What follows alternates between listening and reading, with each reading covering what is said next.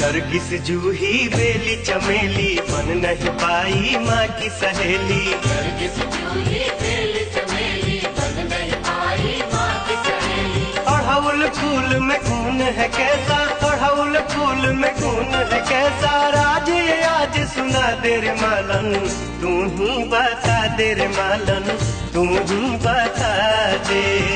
तू ही बता दे रे मालन, तू ही बता दे।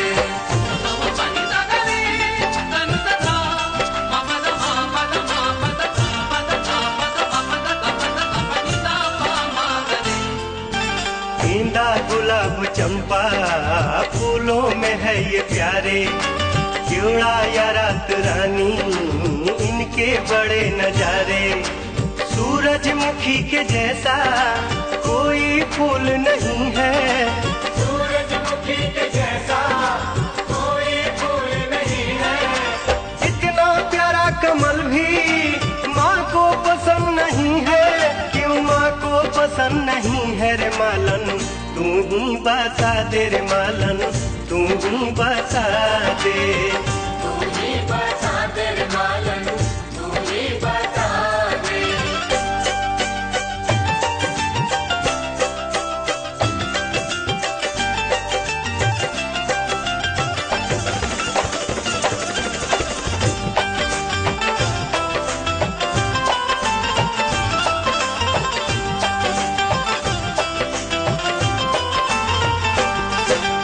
केले हो या मौसमी लाल सेव कश्मीरी, प्यारी सी नाशपाती छोटी सी ये अंजीरी, काजू बादाम किशमिश केसर कोई चढ़ावे, काजू बादाम किशमिश केसर कोई चढ़ावे।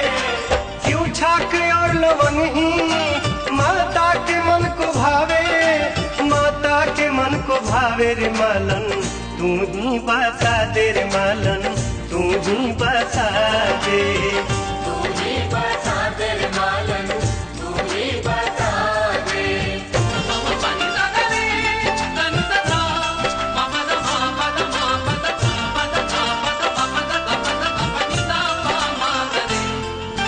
प्यारा सा इस जहां में रंग है बहुत ही प्यारे, दुनिया है सतरंगी प्यारे प्यारे नजारे।